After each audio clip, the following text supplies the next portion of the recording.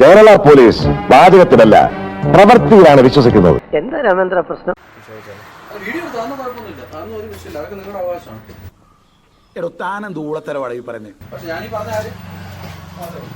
ഞാൻ വളരെ വളരെ സ്ട്രിക്റ്റ് ആണ്. ഇത് വല്ല എടങ്ങേറായല്ല.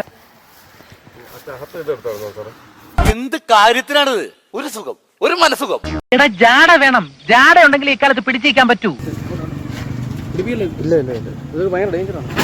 എന്നോടുള്ള വാശി തീർക്കാൻ വേണ്ടി ഈ പോലീസുകാർ വെറുതെ കെട്ടിച്ചമച്ചുണ്ടാക്കുന്ന കഥയാ.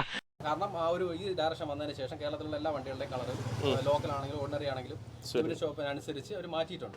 സാറേ ഇത്രയും ആക്രാന്തം പാടില്ല. എല്ലാം ഒറ്റയ്ക്ക് തന്നെ തിന്നണം എന്നുള്ള ചിന്ത ശരിയല്ല. എന്തിനും ഒരു ന്യായം വേണമല്ലോ. ഞാനൊരു കാര്യം ചെയ്യാം, കളർ കോഡ് ചേഞ്ച് ചെയ്യാനുള്ള ഒരു അപേക്ഷ ഇന്ന് തന്നെ കൊടുക്കാം. ഇന്ന് നിങ്ങൾക്ക് നഷ്ടമല്ലേ? നഷ്ടമല്ല, ഇതൊരു പാഷനാണ്, നഷ്ടമല്ല.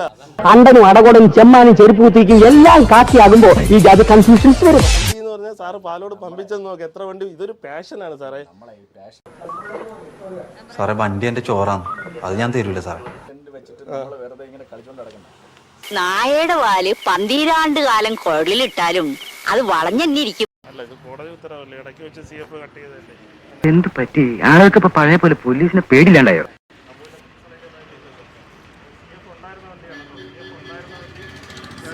CF കട്ട് ചെയ്തതാണ്. 10-21 വയസ്സ് മുതൽ ഈ ബസ്സിലും സ്റ്റാൻഡിലും റോട്ടുമലും ഒക്കെ ജീവിച്ചോനാ ഞാൻ. പെട്ടെന്ന് ഒരാൾ വന്നിട്ട് മാറാൻ ലേശം ബുദ്ധിമുട്ടാ സാറേ. ഇതൊരു തരം മാടം പിത്തരാ. ഇത് ഒഴിവാക്കുന്നത് ആ വയസ്സുകാലത്ത് ബുദ്ധി.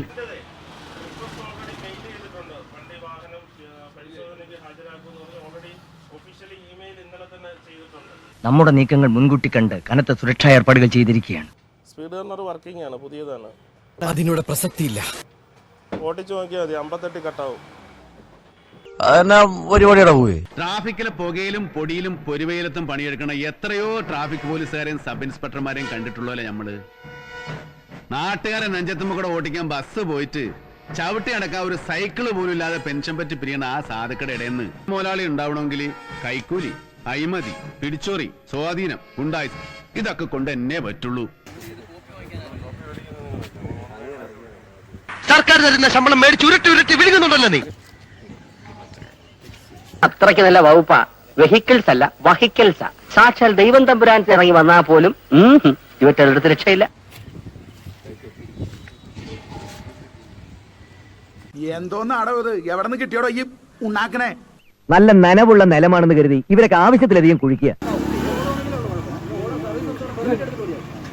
വീടും പറമ്പും വിറ്റും കൊള്ളപ്പലിശക്ക് കടമേങ്ങിയും ബസ് സർവീസ് നടത്തി തുലഞ്ഞ ബസ് മുതലാളിമാരെയും ജീവിതം നടു റോട്ടിൽ ഹോമിക്കണ പാവപ്പെട്ട വണ്ടിക്കാരുടെയും മേത്ത് കുതിര കയറാൻ വന്നാലുണ്ടല്ലോ.